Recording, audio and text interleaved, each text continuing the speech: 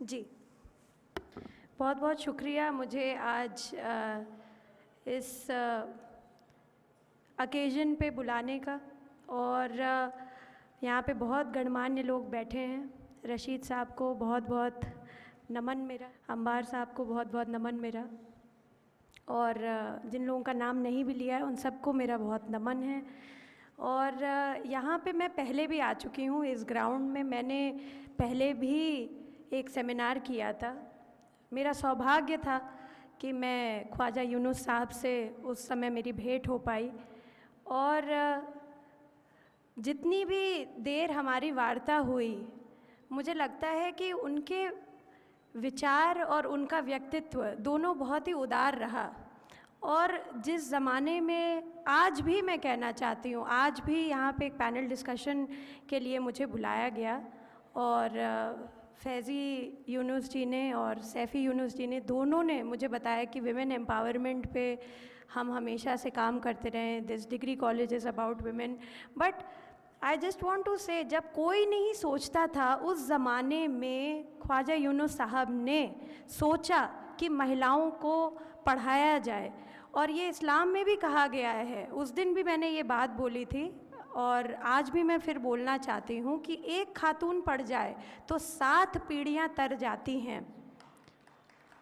एक खातून के पढ़ने से अगर 7 पीढ़ियाँ तर जाती हैं, तो सोचिए अगर हर खातून महिला जो भी समाज की हो वो पढ़ लिख करके अपनी स्वावलंबी जीवन जिए, तो ये समाज कितना अच्छा होगा, कितना सुंदर समाज का निर्माण करेंगे हम।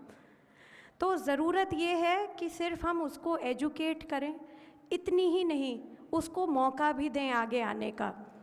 और मैं तो बार बार अपने जहाँ भी मुझे मौका मिलता है, मेरे मीडिया के कई भाई यहाँ पर हैं, बहनें हैं, मैं कहती हूँ, हर मंच पे जाकर के कहती हूँ कि राजनीतिक जीवन में भी महिलाओं को बढ़ चढ़ करके हिस्सा लेना चाहिए, आगे आना चाहिए।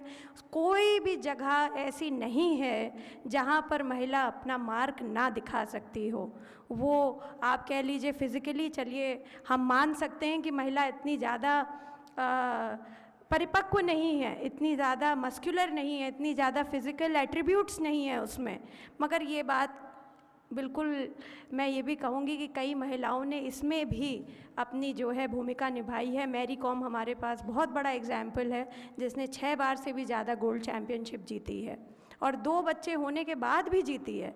तो ऐसे भी हैं। उस ज़माने में मुझे लगता है यूनुस साहब के आज याद में ये एनुअल फंक्शन रखा गया है। मुझे बहुत अच्छे से याद है, जब मैं पहली बार आई थी इरम डिग्री गर्ल्स कॉलेज, यहाँ पे सेमिनार था, तो उन्होंने कहा कि उन्होंने बड़े प्यार से मुझे बुलाया। आई रिमेंबर दिस, फैज़ी भाई को बताना चाहती हूँ, उस दिन आप भी थे। तो उन्होंने बुलाया और कहा कि पहले हम लोग चिराग जलाएंगे, मोमबत्तियाँ जलाएंगे, उसके बाद हम कार्यक्रम की शुरुआत करेंगे। तो मैंने कहा कि ये आपने क्यों किया? तो उन्होंने कहा मुझसे कि एक चिराग जलाएंगे तो कितने मन रोशन होंगे इस सभा में बैठे हुए। ये सोच होती है, ये सोच का परिचायक होता है आदमी का, कि आप जो है बड़ों से क्या सीख सकते हैं, क्या उनसे इम्बाइब कर सकते हैं। तो यहाँ पे इस इंस्टीट्यूशन का जो मोटो है, we learn and then teach, that's what the motto is. And that day also मुझे लगता है कि if we do not learn then we cannot नॉट टीच। आजकल टीचर लोग बन जा रहे हैं, उनको आता ही नहीं है, पढ़ाई नहीं है।